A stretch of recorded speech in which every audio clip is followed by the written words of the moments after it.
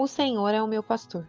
Antes de começarmos com esse conteúdo, já deixe o seu like, se inscreva no canal e ative o sininho para você ser notificado de mais conteúdos como esse. Para a mensagem de hoje, faremos o estudo e oração baseado no Salmo 23. O Senhor é o meu pastor, nada me faltará. Deitar-me faz em verdes pastos, guia-me mansamente a águas tranquilas. Refrigera minha alma, guia-me pelas veredas da justiça, por amor do seu nome. Ainda que eu andasse pelo vale da sombra da morte, não temeria mal algum, porque tu estás comigo, a tua vara e o teu cajado me consolam. Preparas uma mesa perante mim, na presença dos meus inimigos. Unges a minha cabeça com óleo, o meu cálice transborda. Certamente que a bondade e a misericórdia me seguirão todos os dias da minha vida, e habitarei na casa do Senhor por longos dias. O Salmo 23 é provavelmente o mais conhecido e amado da Bíblia pelos cristãos de todo o tempo. Escrito por Davi, o Salmo 23 tem uma riqueza de ensinamentos, ao mesmo tempo que revela uma simplicidade dos fatos. É um salmo que nos identificamos muito com ele. Isso porque nele encontramos as profundezas da relação pessoal entre o Senhor e o cristão. Ele usa a metáfora do pastor para falar de Deus como sendo amoroso e preocupado com suas ovelhas, e a riqueza da provisão que ele faz para elas. Quando afirmamos "O Senhor é meu pastor", devemos pensar que da mesma forma estamos dizendo "Eu sou ovelha". Mas se somos ovelhas, devemos ter as características de ovelhas. Em primeiro lugar, as ovelhas conhecem seu pastor.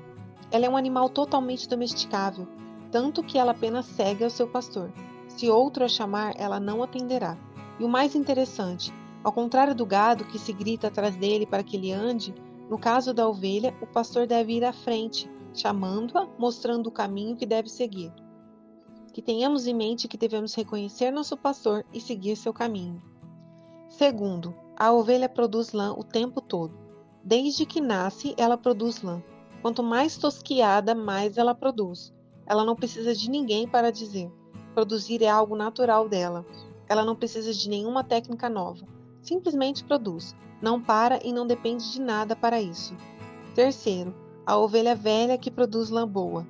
A lã produzida pelas ovelhas muda ao longo de sua vida.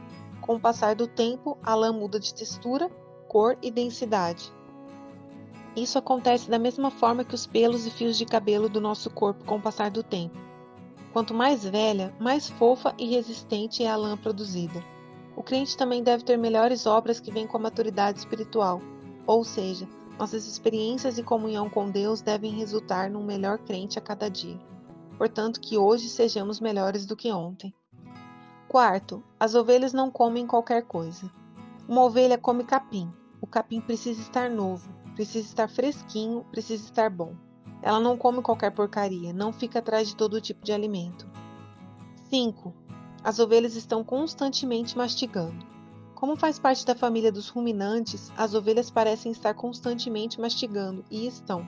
Podem passar até 8 horas nesse processo, o que garante o consumo de cereais muito duros e de difícil digestão para a maioria dos animais. O alimento espiritual do crente é a palavra de Deus, e assim como as ovelhas, devemos estar sempre remoendo esse alimento. Na segunda parte do versículo 1 diz: "Nada me faltará". No original, as palavras "nada faltará" não indica coisas, mas sim a própria presença do pastor. Ou seja, o salmista estava dizendo que o Senhor é meu pastor e nada me faltará. Portanto, pode indicar sim provisão, mas a mensagem principal é que o Senhor não falta e sempre está presente. No versículo 2 diz: "Deitar-me faz em verdes pastos". Uma ovelha não sabe diferenciar uma relva boa e uma venenosa para comer. Somente os olhos atentos e experientes de seu pastor poderão discernir isso e indicar a ela o que é bom para se alimentar. Ao declarar "deitar-me faz em verdes pastos", o salmista estava passando a ideia de que o pastor coloca sua ovelha onde tem bom alimento. Portanto, essa expressão dá a ideia de descansar em Deus sobre a provisão do bom alimento. Na segunda parte do versículo 2, "Guia-me mansamente a águas tranquilas". Águas agitadas podem assustar as ovelhas, pois elas são animais medrosos. O salmista diz: "Guia-me mansamente a águas tranquilas". O pastor guia a ovelha mansamente até as águas tranquilas. Nosso Senhor sabe nos guiar até os lugares tranquilos que refrescam nossa alma. O versículo 3 diz: refrigera a minha alma. Um dos significados da palavra refrigério é sensação agradável produzida pela frescura. E alguns sinônimos da palavra são conforto, alívio, bálsamo, consolação, refresco e remédio. Como consequência das águas tranquilas, vem o refrigério e o alívio. O nosso Senhor traz alívio, consolo e o bálsamo para nossa alma. A segunda parte do versículo 3 diz: guia-me pelas veredas da justiça, por amor do seu nome. Mais uma vez o salmista usa a palavra guia-me, o que deixa claro o trabalho do pastor de guiar suas ovelhas. E aqui o lugar para onde o pastor vai guiar é as veredas da justiça. Vereda é caminho, trilho, direção e rumo. Portanto, o salmista está dizendo que o pastor guia a ovelha para um caminho limpo, correto e apropriado. Porque é isso que a palavra justo vai indicar nesse contexto de caminho da ovelha. O nosso Senhor nos guia por um caminho justo, porque Ele é justo. Então, se somos seus filhos, devemos ser justos também. O versículo 4 diz: ainda que eu andasse pelo vale da sombra da morte, não temeria mal algum.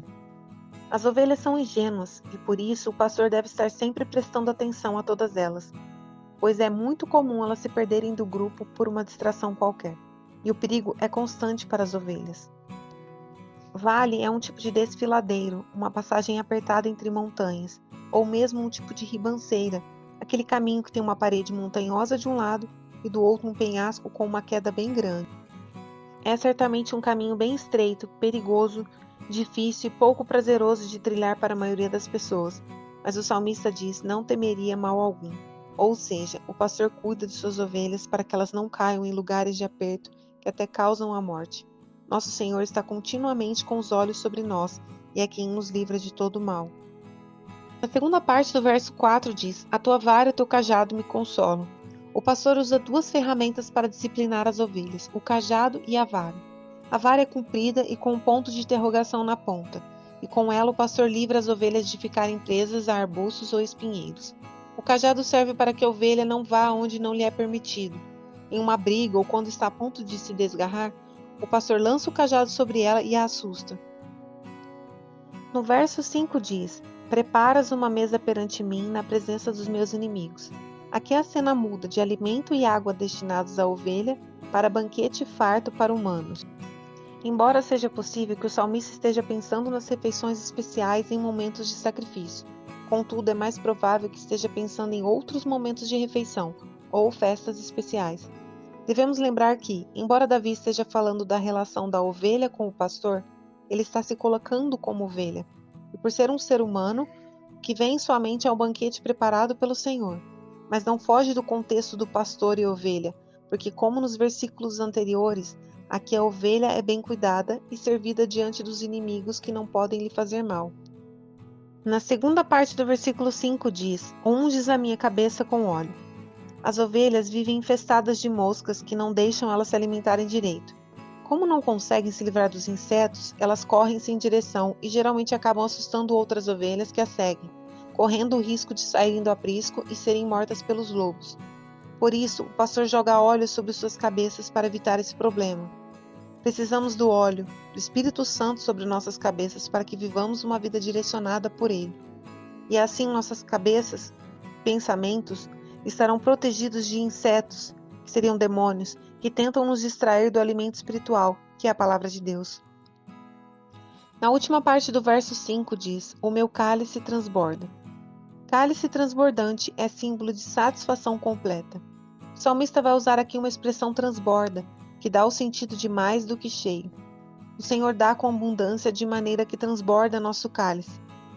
Mas essa expressão tem um significado muito preciso em todas as culturas orientais.